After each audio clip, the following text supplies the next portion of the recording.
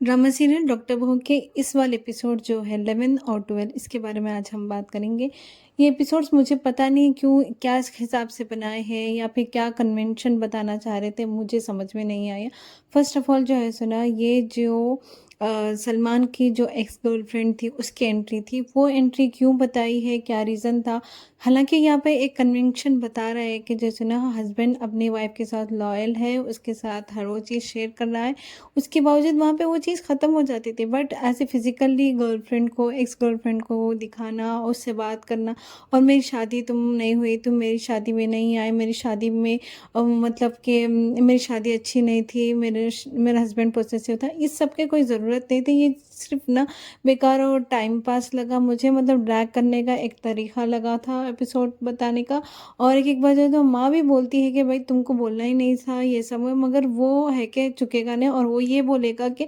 वो बातें छुपाने से ही रिश्ते ख़राब होते हैं, अगर आप बोल दूंगे तो रिश्ते ख़राब नहीं होते, ये बात है। बट वो बात सही है कि बातें छुपाने से ख़राब होते जो भी है। बट यहाँ पे ना वो एक्स को बताना ही नहीं था, फिर उस पर जो है सो ना इतनी बड़ी एक 10 मिनट्स की स्टोरी दिखाना मुझे तो सीरियसली यूजलेस लगा। सेकंड ये बात थी कि जैसे ना यहाँ पर सास बोलती है कि ना तुमसे मेरा बेटा बहुत खुश है, तुम्हारा को देख के लगता है कि उसको वो उनसे तेरी तुमसे सारे ख्वाहिशें पूरी होगी, हमसे कभी भी उतनी खुशी नहीं मिली जितनी तुमसे मिली है। ये एक कन्विक्शन और यहाँ पे जो अप्रिसिएशन और जो है सो ना हैप्पीनेस वाला एक एक एज ए मदर का थॉट दिखा है। बट वो जो है सो ना वो एक झटके में ख़त्म हो जाता और ये मैं भी एक्सपेक्ट नहीं कर रही थी, विद इन मिनट्स में वो चीज़ ख़त्म हो जाती। और ये बोलते हैं कि जो है ना तुम मुझे बहुत पसंद हो, तुम मेरा बेटा तुम्हारे साथ खुश है। ये ठीक ही था, इसके लिए जो है ना यहाँ पर मेरे को एक बात बार बार दिख रही कि हर कोई कॉफ़ी कॉफ़ी कॉफ़ी, पूरे एपिसोड्स में पता नहीं कितने बार कॉफ़ी कॉफ़ी बताते हैं। तो इसमें कॉफ़ी का क्या मतलब है, क्यों कॉफ़ी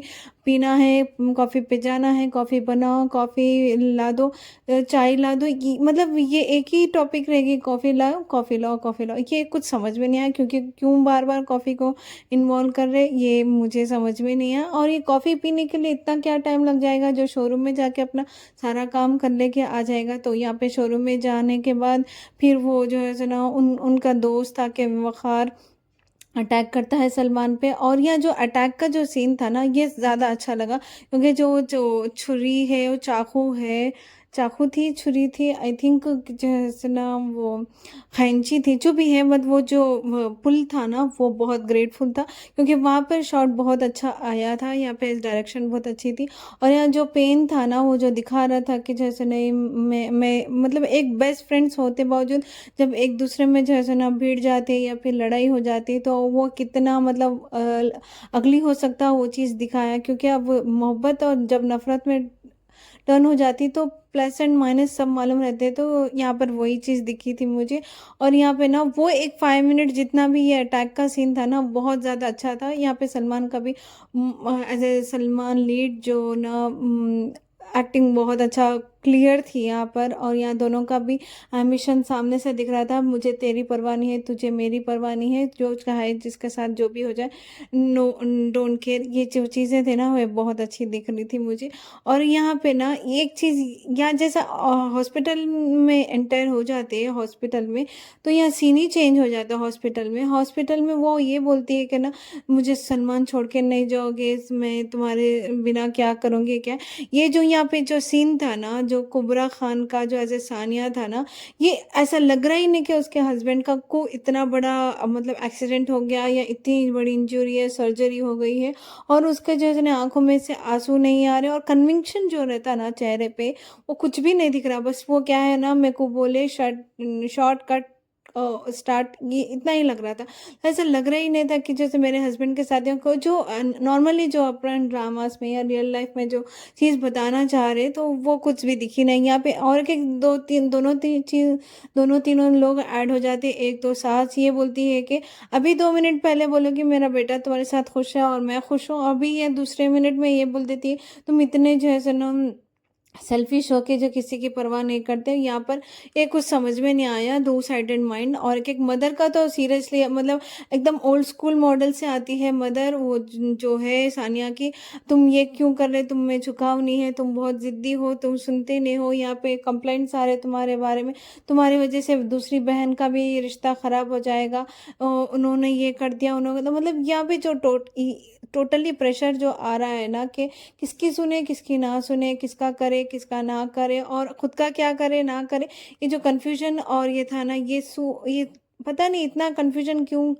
अब ड्रामा में क्लैरिटी जो रहती ना, वो दिख रही नहीं थी। और एक बात ये यहाँ पे ये ड्रामा में मुझे क्या लगा है, ये सीरियसली एक चीज़ मेरे को नोटिसेबल लगी है कि जो लोग मिडिल क्लास या लोअर मिडिल क्लास फैमिली से आते ना, उनके घर में यही सेम लड़ाई रहती। जो लड़ाई अभी जो लग रहा है, कौन पावरफुल है, कौन पावर में नहीं है, वो वही लड़ाई रहती है, बट वहाँ पे ना चिल्ला के आवाज़ में रहती। और यहाँ पे जब अपर मिडिल क्लास या फिर हाई क्लास सोसाइटी में आते, जहाँ पे प्रोग्रेसिव कम्युनिटी से आते, ऐसे जो लोग फैमिलीज जिनके पास शादी होती है, जो वेल ऑफ है, उनके पास अपनी बच्ची सेफ रहती है, जो स्टोरीज में आते ना, जहाँ पे भेजते थे, वहाँ पे लड़ाई भी सेम है। कौन पावर में रहना है, किसकी बात सुनना है, किसकी नहीं सुनना है, कौन किसके लिए जो है ना इम्पोर्टेंट कौन है, कोई किसी की चलो नहीं चलो, घर का हेड जो रहता है ना उसी की सुनना है, आपको उसी की जो है ना राय मशवरे में चलना है। ये चीज़ सामने साफ दिख के आ रही। और ये प्रोग्रेसिव फैमिली में भी सेम चीज़ है, बट इतनी बड़ी आवाज़ में नहीं है, बट दबी दबी आवाज़ में।